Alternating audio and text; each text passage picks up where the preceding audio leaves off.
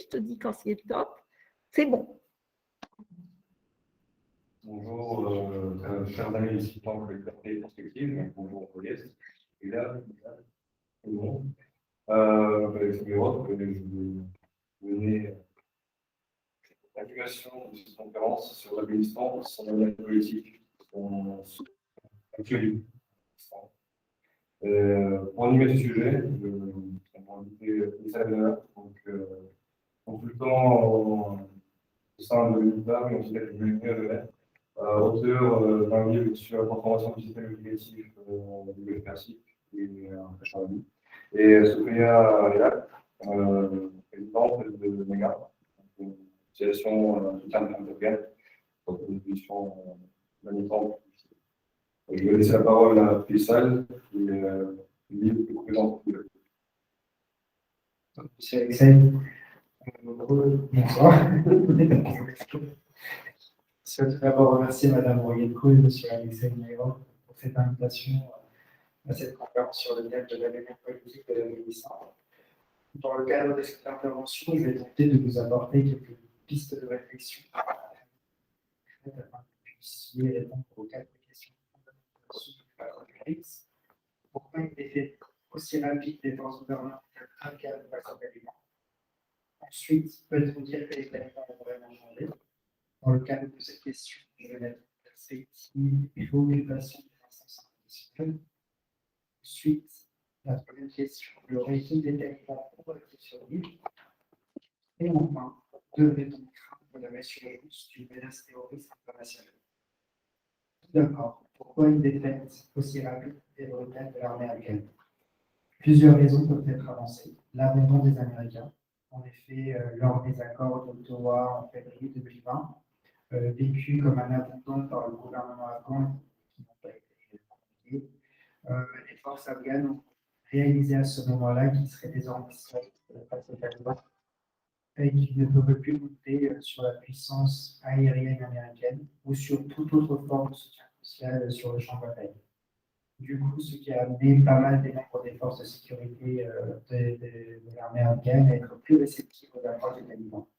La deuxième raison, c'est le soutien du Pakistan. En effet, le Pakistan soutient traditionnel les talibans depuis leur première arrivée au pouvoir en 1995, notamment à travers leur service de renseignement militaire, service d'intelligence, la SI, ont contribué financièrement, militairement et politiquement au maintien et à la montée en puissance du mouvement. À titre d'exemple, ils ont installé des complexes militaires hospitaliers, notamment tels que pour la ville de Chaman, encore en leur donnant des soutiens institutionnels, création de conseils consultatifs politiques regroupant les leaders talibans, tels que la Shura de Quetta. Pour donner un chiffre tout simple, afin de réaliser la teneur de ce soutien, c'est que le revenu annuel du groupe à partir de 2011 a été estimé à environ 400 millions de dollars par les Nations Unies, quand je parle du groupe des talibans. Ensuite, à la fin de l'année 2018, elle a augmenté de manière significative, atteignant jusqu'à 1,5 milliard de dollars par an. Ensuite, la deuxième raison qui peut expliquer cet échec fulgurant, c'est que c'était la corruption généralisée. En effet, selon les dernières estimations du département d'État américain, depuis 2001, les États-Unis ont dépensé plus de 261 milliards de dollars dans ce conflit. 88 milliards de dollars avaient été alloués exclusivement au profit des autorités armées et police du pays. Néanmoins, la grande majorité de ces fonds ont été tournés, notamment à travers des pratiques telles que le Ghost Soldier en anglais, qu'on appelle aussi le soda fantôme. Ça veut dire que pour gonfler leurs effectifs et soutirer des subventions, ces personnes déclaraient un nombre de soldats beaucoup plus élevé que la réalité. Là encore, je vais démontrer certains des chiffres. L'année 2020, sur les 352 soldats et policiers comptabilisés comme membre des forces de sécurité, seuls 254 000 puis être reçus comme gouvernement. À cela, on peut ajouter la dernière raison, qui est une stratégie talibane de médiation et d'intimidation. En effet, les talibans maîtrisaient les éléments fondamentaux des relations publique dans le cadre de en menant des opérations psychologiques de propagande, notamment en adressant des messages d'amitié envers les soldats et en mettant par vidéo les images des soldats quand ils faisaient des accolades aux talibans, ou par exemple des certificats signés par les talibans qui sont publics pour toute personnalité de l'ordre. Tout ça afin de favoriser la reddition des soldats des forces armées afghanes déjà très très atteints psychologiquement. Et deuxièmement, c'était par une campagne d'assassinat massif des personnalités de la société civile, des organisations internationales ou encore des forces armées. À titre d'exemple, par exemple, pour atteindre des forces armées de l'air afghanes, au lieu d'abattre des avions, donc s'atteler à assassiner les pilotes de chez eux.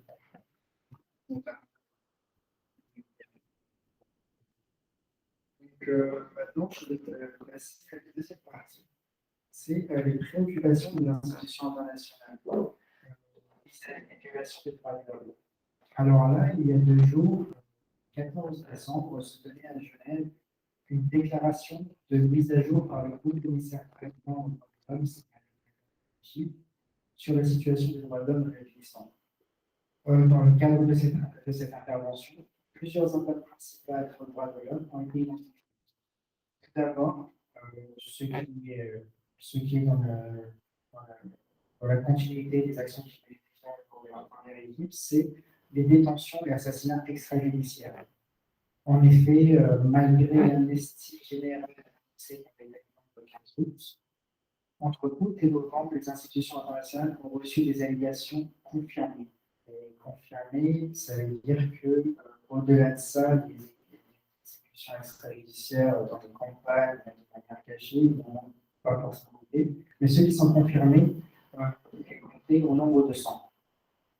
C'est essentiellement des membres des forces de sécurité nationale locales ou d'autres personnels associés à l'ancien gouvernement. Dans ce cas d'ailleurs, ce qui a été extrêmement relevé, c'est que c'était des méthodes brutales de mise à mort, notamment des pendaisons, des décapitations et par la suite suivi d'une exposition publique des cadavres. Ensuite, la deuxième attente, et là je pense que la chose est là, on en parlera de manière plus détaillée et beaucoup plus importante, c'est tout ce qui concerne le délit des droits des femmes. Alors, notamment en ce qui concerne les droits à l'éducation, à l'emploi et à la participation dans la vie publique.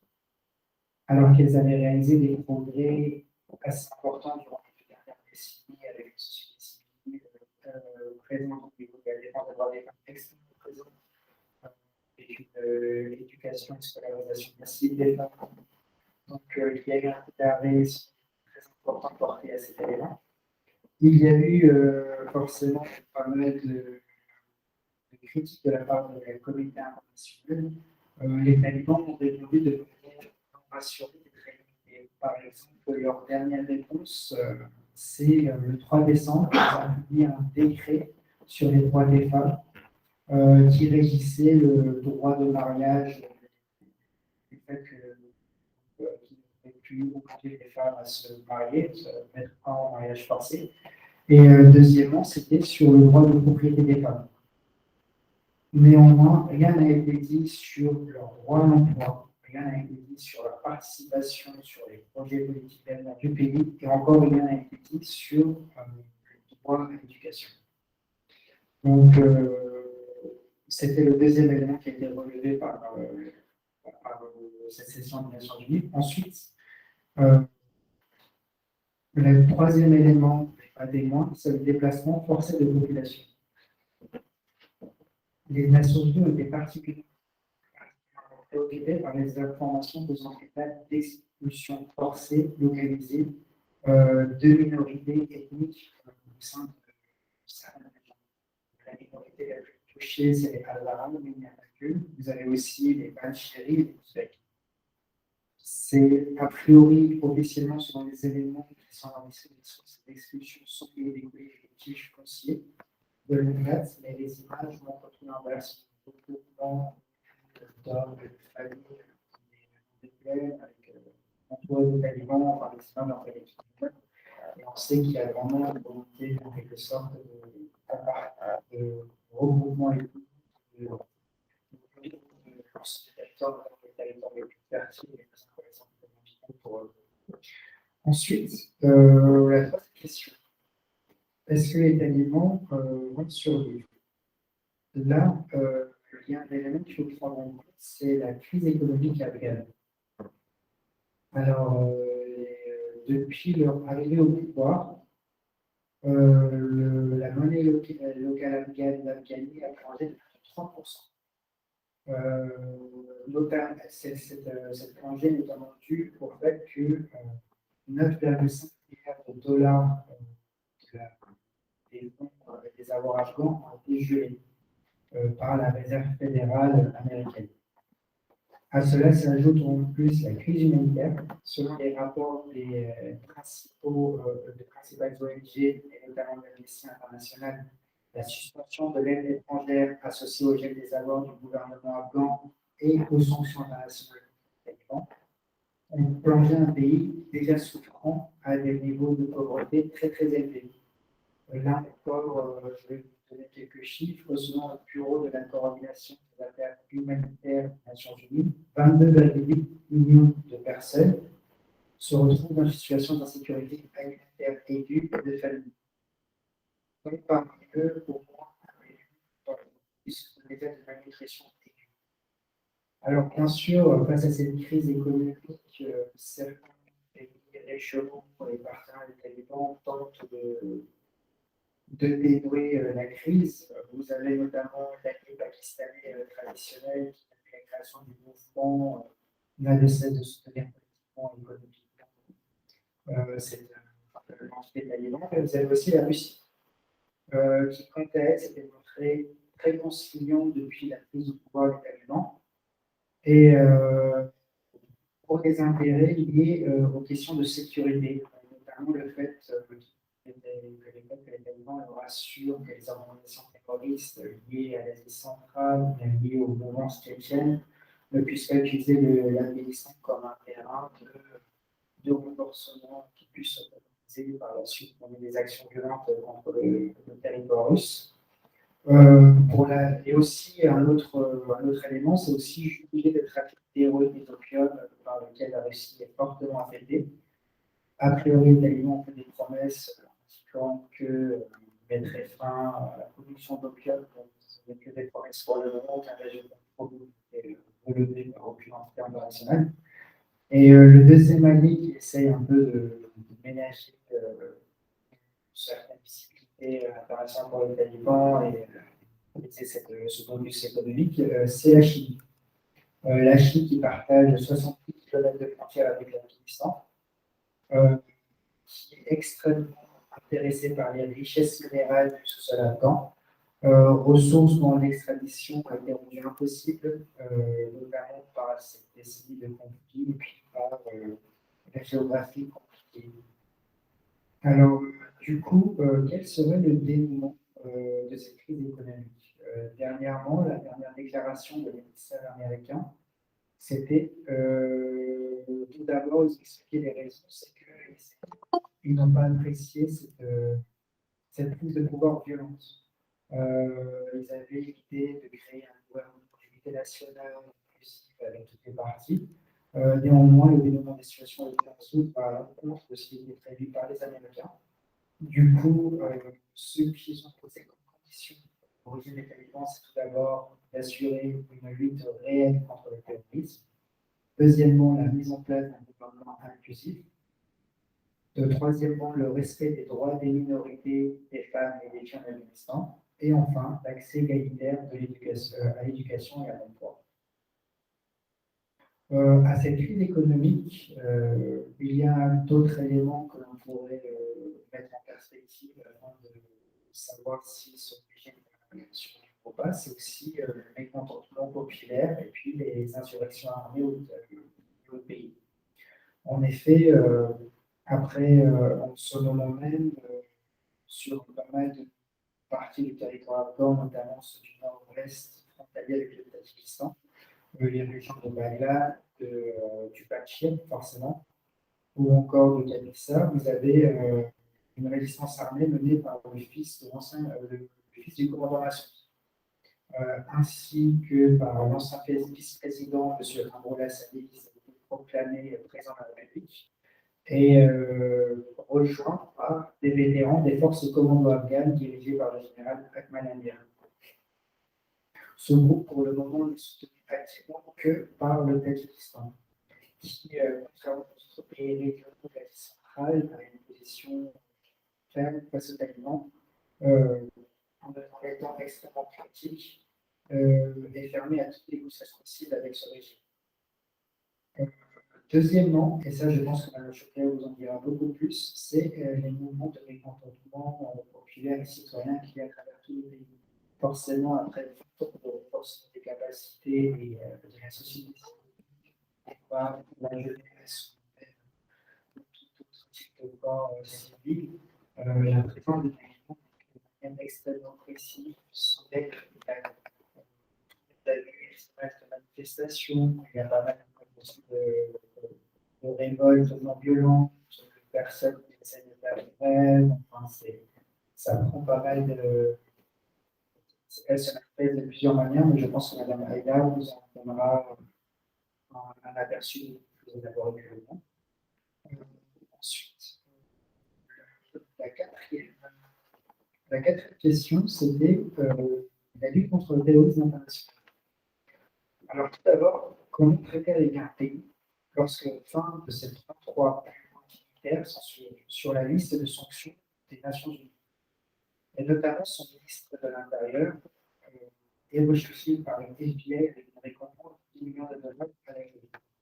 Le ministre de l'Intérieur, M. Sirajuddin Haqqani, qui est l'une des personnes les plus sulfureuses de l'histoire de cette insurrection militaire talibane qui a mené les attentats les plus meurtrières touchant la majorité des civils, qui est très fortement djihadiste étranger. Je vais vous donner un bref aperçu, c'est que M. Sirajuddin Haqqani fait partie du réseau Haqqani, composé à sa majorité de combattants étrangers, dont 10 000 Pakistanais, mais aussi de militants d'Al-Qaïda. Ces militants d'Al-Qaïda regroupent en leur sein aussi des groupes djihadistes d'Asie centrale, tels que le mouvement pour le Kurdistan, il y a pas mal de groupes terroristes actifs en Ouzbékistan. Ensuite,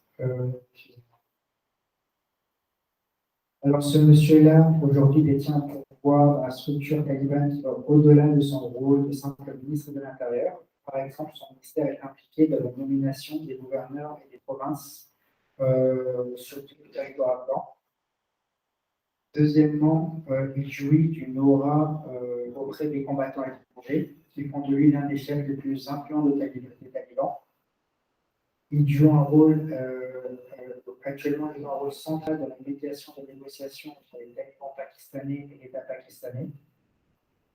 Et enfin, étant donné que pas moins de 10 000 combattants originaires du Xinjiang, du Caucase et des centrales du Pakistan sont déjà présents en Afghanistan, M. Haqqani joue le rôle de médiateur central entre les talibans et ses réseaux terroristes. Et c'est ce monsieur qui est aujourd'hui nommé au sein du ministère de l'Intérieur. Autre élément, je vais finir par là, c'est que lors des accords d'Ottawa de 2020, il y avait une condition sine qua non qui avait été imposée par les Américains au gouvernement américain, à savoir la libération de 5 000 prisonniers. Parmi ces 5 000 prisonniers, vous aviez des personnes extrêmement aguerries et entraînées aux méthodes de terrorisme international dans beaucoup d'étrangers. Et ces 5 000 personnes ont été libérées de force par le gouvernement afghan et sont devenues en totale liberté sur tout le territoire. Donc, est-ce que l'on peut être optimiste ou pas par rapport à l'avenir et puis à l'impact de la crise afghane sur les pays occidentaux? Je ne sais pas. Pour le moment, ils essayent de montrer en quelque sorte patte blanche, mais je dirais que moi, de ma petite expérience, les éléments que je trouve un peu difficiles pour la mise en place, c'est qu'ils n'ont plus connaissance de la relation internationale. Par exemple, lorsque nous avons pris l'exemple critiques émises par les organisations internationales sur le droit des femmes, les talibans ont pris un décret papier tout page. Alors que normalement, par exemple, lorsqu'on met en place un programme dans un pays partenaire pour améliorer les droits des femmes, c'est tout un programme humanitaire, discuter avec les ministres, avec la société civile, avec les partenaires internationaux.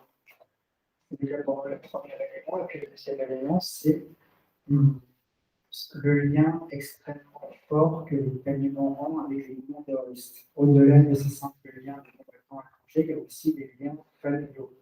À titre d'exemple, le ministère de la Défense, Moula Yacoub, qui est le fils du Moula Omar, est l'époux de la fille de Ben Laden. De la fille de Ben Laden. Donc, est-ce qu'on peut être optimiste lorsqu'il y a des liens aussi forts, familiaux, historiques, idéologiques, sur le fait que cette crise afghane sera bien tenue, n'aura pas d'impact en termes de concernant la sécurité internationale? Ma réponse à moi, ce serait je ne pense pas, surtout sachant que la situation économique, sécuritaire intérieure est en train de se détériorer de plus en plus, ce qui a l'impression que peut-être les talibans vont devenir un peu plus violents par la suite plus grand. Donc, voilà.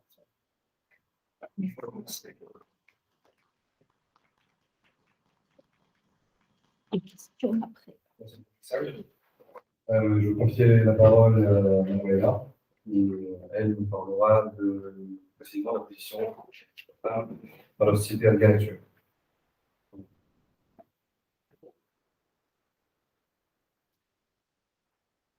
Merci beaucoup. D'abord, je salue toutes les personnes présentes dans cette salle. Et aussi, je remercie la team de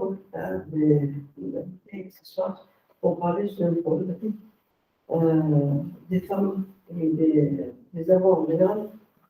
Ici, et partager avec nous le souci. C'est votre souci aussi. Et merci aussi de notre personne d'apporter toutes ces précisions et un peu de temps d'expliquer une base générale pour permettre de comprendre tout ce que je vais expliquer. Donc, quand la situation des femmes dans la maison, actuellement aujourd'hui, on peut dire en fait que ce qui se passe actuellement, c'est-à-dire les femmes qui sont, par rapport au décret qui est tellement avait instauré en 1996, quand ils ont revenu la commune, donc ils ont annoncé que c'est la même règle des Africains. Donc, c'était quoi? Interdit au travail, interdit à l'éducation, interdit de sortir chez eux, interdit d'être déconné sans avoir le voile, il n'avait pas le droit de sortir sans un autre de sa famille. Et ainsi, pour la première fois dans l'histoire de l'Afghanistan, les talibans, ils ont supprimé les droits les plus élémentaires des femmes dans le monde. C'est ça. Avant, il y avait une violation de droits, mais ça, c'est carrément élimination de droits. Souvent, il y a des gens qui soutiennent les réponses, c'était un peu évolué. Mais de toute façon, les résistants aussi n'étaient pas très ouverts par rapport aux femmes. Il y a une manière, il y a un groupe ou une personne dans les familles, dans les deux coins des pays, en Afghanistan ou ailleurs, il peut y avoir des coutumes inacceptables ou des familles, des violations de droits de l'être, ou une manière de vivre qui ne convient pas par rapport aux chefs de droits de l'homme. Mais c'est différent par rapport quand force que détient, entre guillemets, l'État, avec ses décrets officiels, il indique les droits les plus élémentaires. Donc, c'est tout à fait différent. Et ça, c'était la première fois dans l'histoire de la France. Maintenant, pour ce point, je vais développer on va voir un petit peu les gens qui sont là, les autres, de comprendre quelque chose quand même, parce que le sujet est tellement vaste. En 1996, quand les Taïwanais sont arrivés au Cameroun, la capitale, ils sont émergés en 1994, mais ils ont pris le Cameroun en 1996. Dès leur arrivée, bien entendu, ils ont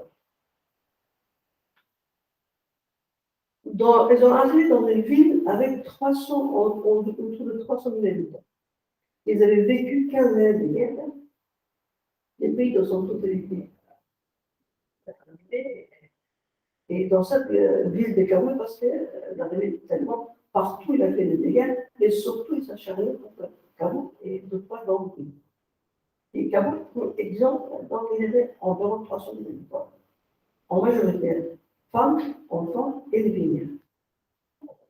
Donc, pour 20 000 hommes, c'était facile de le comprendre. Les frapper, taper. Et les gens, comme aujourd'hui, à l'époque, c'était par la succession des événements, des malheurs, donc les gens étaient pauvres. Et avec ces règles rigoureuses des talibans, les gens étaient pauvres. Les femmes, ils partaient sur le travail, donc la majorité totale des familles se trouvaient sans logement. J'ouvre une petite parenthèse. Comme dans tous les pays, quand il y a la guerre, comme pendant la Deuxième Guerre mondiale, en France, c'est naturel que les femmes peut-être avec leur bras, qui sont dans le domaine de l'éducation, qui sont dans le domaine de l'industrie, qui sont dans le domaine de l'administration, sanitaire, donc c'est la majorité de ces femmes. Vers la révolution, les faits que dans le passé, les gouvernements pro-soviétiques, les gouvernements communistes, ils ouvraient les champs pour les femmes. Et avant la guerre, aussi, les femmes avaient un statut très confortable. Dans les votes, la liberté, l'éducation, la financière, tout. Donc, ces années avaient perturbé le système, tout ce qui était campagne où il y avait la guerre, il n'y avait pas de possibilité, il n'y avait pas dans les villes, où il y avait la concentration de la population, donc il y avait l'ouverture par la logique même de la région.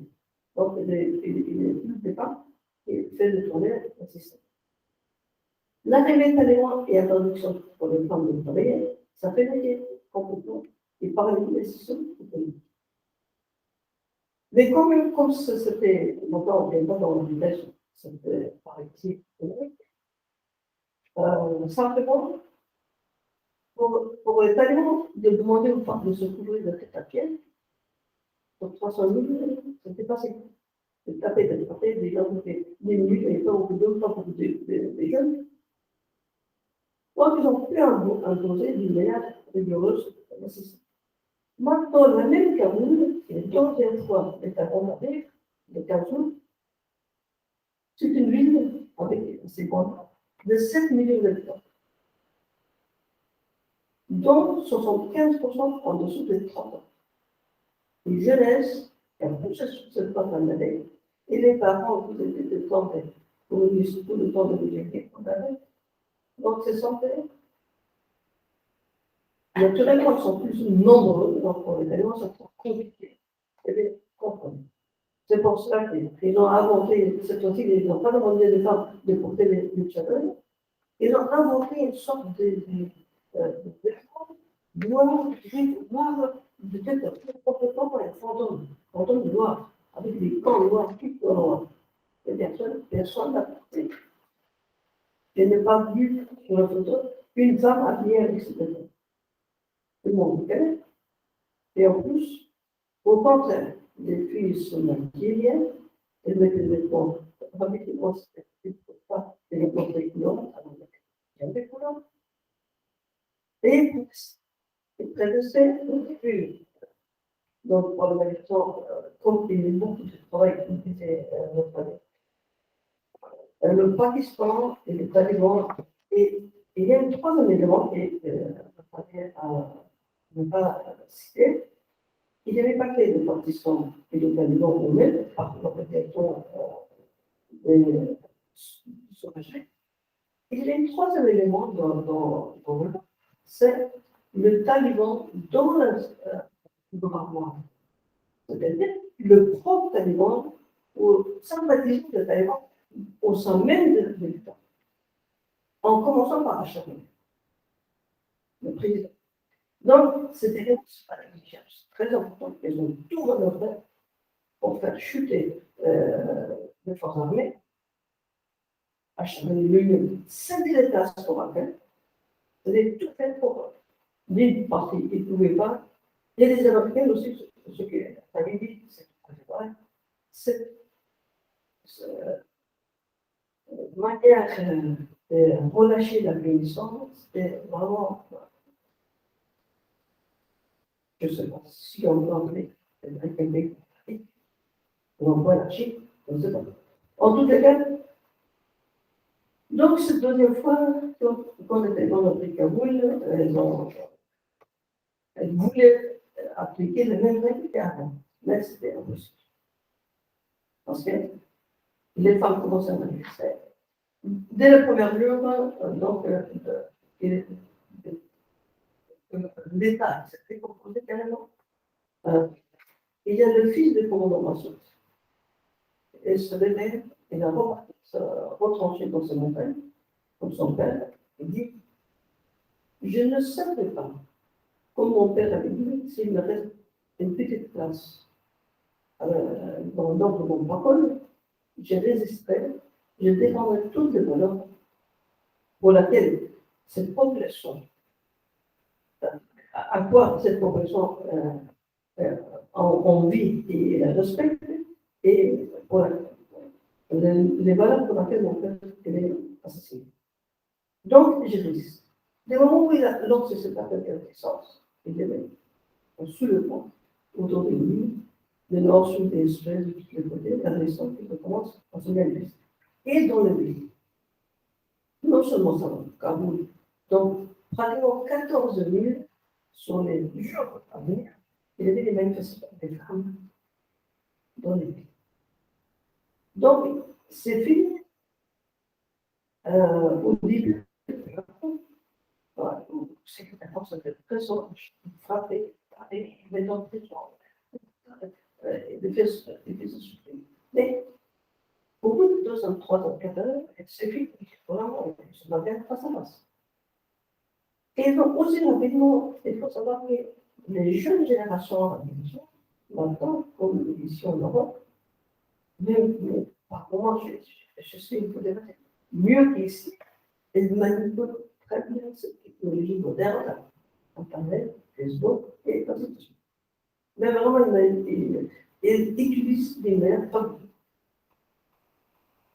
Rapidement, comme il y avait les diasporas, et toutes ces années, il y avait une relation internationale et Afghanistan, et ils ont tissé des liens avec les presque internationaux.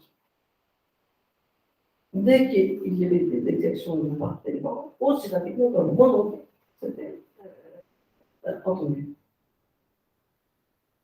Donc, et d'un autre côté, il y a les diasporas, dont moi-même, de 15 août, je ne pensais pas que les Talibans prendront le Kaboul. Le Kaboul tomberait de cette manière-là. J'attendais qu'Ashraf puisse aller jusqu'à la fin de son mandat. Et ensuite, le processus de paix va donner résultat. Et là, on va faire le gouvernement de coalition avec les autres. On a un sortie plus ou moins un peu arrangé, qui convient à peu près à tout le monde. Mais personne n'attendait, en tout cas, personnellement, je n'entendais pas de cette manière une chute brutale. Donc, les diasporas, dont sont moi, sur et tant d'autres à travers le monde, ils sont levés de la sorte. Ils sont qu'on puisse se communiquer pour avoir le temps de se parler. Et ça n'est pas grave. Le mot d'ordre, c'est le même. Non réflexion spontanée. Et soutien aux issus. C'était des mots d'ordre sans chaos spontané. De l'intérieur, ils disaient la même chose, de l'extérieur, ils disaient la même chose. C'est maintenant qu'on est à peu près, on a réussi à se communiquer entre nous et d'essayer de tout arranger, de savoir comment on peut s'organiser. Donc, le taliban, elle se trouve face à une jeunesse et une population de l'intérieur qui sont en communication très étroite avec le monde extérieur, les populations diaspora extérieures. Et à l'intérieur, maintenant, ils ont moins peur, cette terreur, c'est moins peur des talibans. D'ailleurs, le film le dit clairement, vous n'en pas peur. C'est vous qui avez peur. Notre voix, c'est notre arme, et nous réclamons notre liberté, notre travail et notre droit. Donc, c'est le slogan qui se répète souvent et qui est pris à travers les émissions qui sont faites à l'extérieur. Donc, maintenant, j'ai parlé sur cette partie, comment aujourd'hui les femmes vivent d'un côté la misère, parce qu'avant le taliban, le gouvernement HMI avait attaqué 2, 3, voire 4 ou 2, pour certains groupes des soldats et militaires, pendant 4-5 mois, ils n'avaient pas reçu leur salaire. Imaginez tous les profs, qui sont toutes les classes, des arrestations, on s'en parle. C'est les couches le plus important que fait tourner le pays dans tout le secteur paralysé. Aujourd'hui, les gens avaient une vie plutôt confortable, moyenne confortable. Maintenant, ils sont vraiment confortables. Les mondiaux dans la République, moi je me souviens en 1995, quand j'étais allé en Afghanistan, dès que j'étais descendu du taxi, devant il y avait une centre des personnes qui demandaient, qui m'ont dit, parce qu'on venait de sortir de l'Afghanistan. Et maintenant, je suis en communication pratiquement par groupe de discussion avec une dizaine de groupes de l'aviation, des journalistes, des femmes, par différents groupes. Je suis en communication. Donc, pratiquement tous les heures, je sais ce qui se passe à l'intérieur. La pauvreté, les gens souffrent énormément. Il y a les prix à monter, la foi, cette année est très douée par rapport aux autres années qui le temps était multiplié. Cette année, vraiment, la légèrement est très tôt et la foi est très. Malgré ça, dans les soulevements qu'on entend, nous avons faim, nous n'avons rien mangé, nous souffrirons, nous ne reconnaissons pas. Parce que maintenant, je viens sur une phrase que je demande, et je formule partout, et je dis la reconnaissance du taliban, c'est égal. La reconnaissance du taliban, c'est égal. Non reconnaissance du droit des femmes, de la liberté et des droits de l'homme en France. Alors, si on reconnaît le taliban, on est contre ça. Donc, c'est de deux côtés. Si on veut reconnaître le droit des femmes, de la liberté et le droit de parole et de droit de l'homme, il ne faut pas reconnaître le taliban. Les talibans n'ont pas changé. Ils sont changés en pays, en devenus sauvages, plus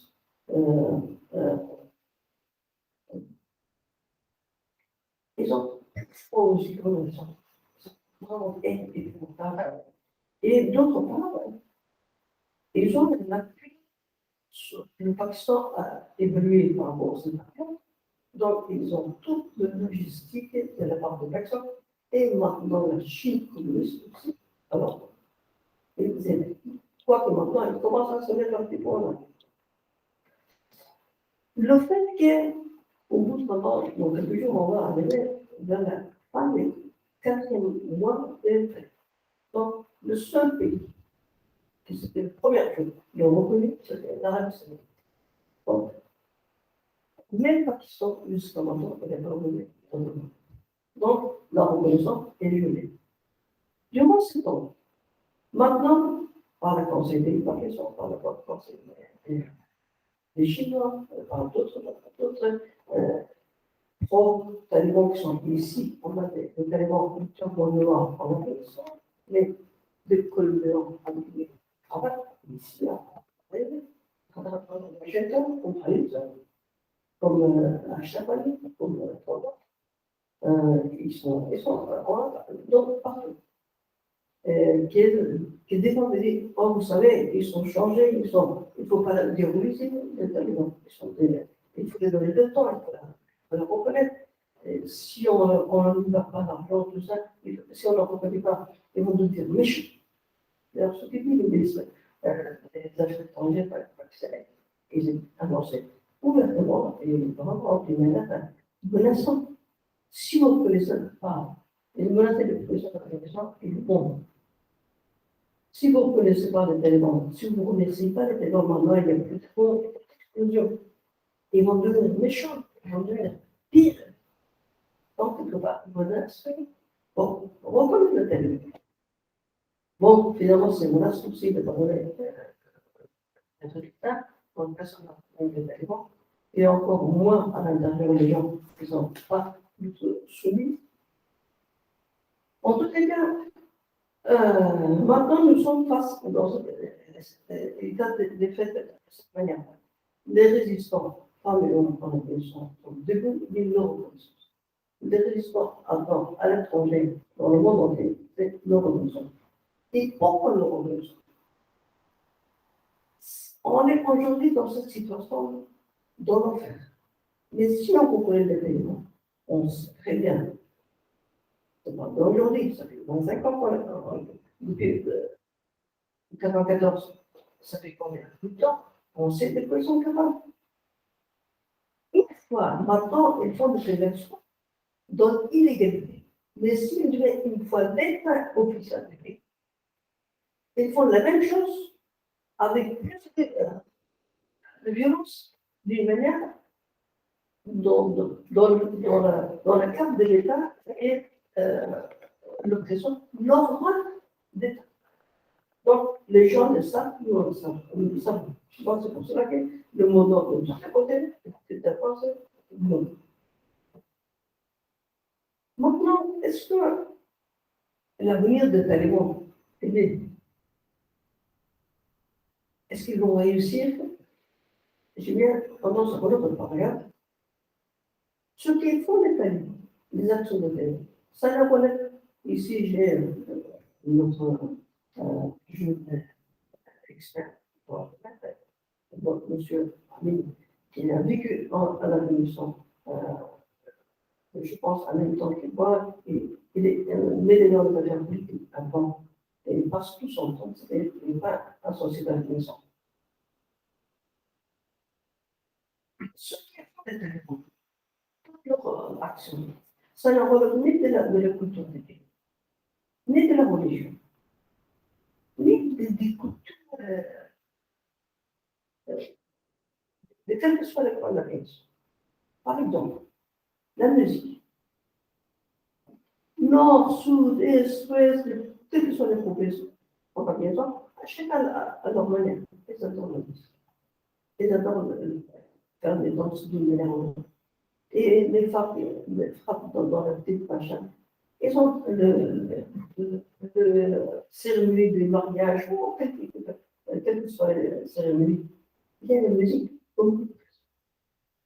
Peut-être c'est par les combat, mais on le l'activité physique, de la même manière, physique, de la même manière. Et par la même mort, c'est un peu. Une autre chose, un pays très scientifique, d'ailleurs, je pense pareil, des meilleurs différents, mais quand même, si quelqu'un, en Afghanistan, on n'avait pas le droit de regarder les femmes de l'autre, encore moins de l'insulter, pour dire quelque chose là-dessus. Encore pire, de lever la main de la frappe. C'est quelque chose qui dépasse toute la tête. Il ne le fait pas. Les bâtons, les machins dans les bras, les poches, les frappes, les tas, c'est les frappes de culture. même les progressions des grands frappés montaines que ce qu'on avait, ce n'est pas dans le futur. Au contraire, il ne faut même pas regarder quand l'homme passe, il ne doit même pas regarder la pédagogie. Avance tout droit. On n'a pas qu'au hasard, on voit une femme, non. Dans les zones qui ont dit des zones, des gens très, très reculés et un peu fermés. Ce qui fait les paiements, c'est pas des autorités. Donc, la totalité de cette 38 millions d'habitants sont contre ce qui fait les paiements. Maintenant, alors, qu'est-ce que ça veut? Si ce n'est pas, ça ne relève rien de la culture de la qu'est-ce que ça veut? C'est la dernière partie sur laquelle j'interviens. J'essaie de raccourcir ces questions très bonnes. Qu'est-ce que c'est? Pourquoi les talibans et qui sont les talibans? Comment ça se fait qu'on a les talibans? D'où le sort? Ce n'est pas une partie politique. Il y a des sûr. On avait des partis communistes, on avait des partis prochainement, on se dit, on avait des partis islamistes du Jamiat, équatoriens, on ne sait pas de quoi. On avait des partis qui étaient pour la capitalisation de la guerre, mais c'était des partis issus de la société. On connaissait tout le monde. Mais alors, qui est ces talibans? Ils ne sont pas issus, ce n'est pas une partie politique. C'est une forme de frappe. Mais pourquoi? Après, je vais voir. Après les chutes de l'Union soviétique, la maison est devenue une première fois le terrain d'affrontement entre deux blocs, Est et Ouest. La maison c'était le terrain d'affrontement entre l'Union soviétique et l'Occident. Par un temps interposé par un. On avait 3 millions de morts, 3 millions de handicapés, 6 millions de réfugiés, des pays communistes. Et quand la soviétique a perdu, et son protégé a perdu le pouvoir, et l'Union soviétique était carrément disloquée. Donc, il y avait une vitesse en Afghanistan et dans la région. Là, il y avait une escalade de la part des puissances régionales. L'Iran voulait mettre en échec l'Arabie saoudite en soutenant les chiites d'Afghanistan, qui avaient 12-10%. Donc, alimentaire en a, et il était pour qu'elle accepte le pouvoir. Donc, il y avait des courses au pouvoir, à pas possible. Dès que le gouvernement de soviétique a chuté. De l'autre côté, comme la Russie voulait le perdre tout, elle a soutenu Dostom, qui était un de leurs ministres de la Défense de la dernière gouvernement soviétique. Donc, elle a aidé les Ouzbeks en Afghanistan, en Inde, et pour empêcher la création d'un État d'une manière islam politique. Le Pakistan, avec l'Arabie saoudite, comme elle n'avait pas d'activité dans l'Afghanistan, donc elle est passée par le Pakistan. Le Pakistan voulait avoir en Afghanistan une domination, parce qu'on avait un problème contre la guerre avec eux. Donc, il veut dominer l'Afghanistan. Mais un gouvernement pro-pakistanais. Donc, là, l'Arabie saoudite est en dedans de lancer un État de wahhabisme en soutenant Ekmatia et d'autres. L'Afghanistan, elle est devenue pour la deuxième fois le terrain d'affrontement des puissances régionales entre l'Arabie saoudite, l'Iran, le Pakistan, hein, et la Russie qui ne voulait pas l'autre. Bon. Massoud, sur 3 ans, il a réussi de prendre possession de tout et mettre en échec tout le monde. Donc, à ce moment-là, en 1994, il a déjà mis en échec ses adversaires pakistanais, saoudiens, il avait un peu calmé les chiites. Donc, ici, l'Arabie saoudite du Pakistan, elle voyait que, donc, et Amérique voyait que l'Iran est vraiment il avec le dessous, c'est les Russes qui vont reprendre la place. Et ils ont pensé à quelque chose qu'il faut trouver vite une solution. Cette solution, c'était quoi? Aussi, donc, il y avait l'Arabie Saoudite pour l'argent, le Pakistan pour la logistique et le moyen de frontières, et l'Amérique qui protégeait, et l'Angleterre qui protégeait politiquement au niveau international. C'était le temps de Mme Bhutto au Pakistan. C'est là, avec une branche de royalistes allemands, parce que sans Allemands, rien ne pouvait se faire. Donc, le royaliste allemand, qui est utilisé parce qu'il y avait un sympathique qui restait encore au sein des populations pour le roi, pour l'autre roi, et ils ont inventé les. Donc, cet engagement, c'était je vais entraîner rudement. Donc, c'était la création de talibans. Donc, une force de frappe toute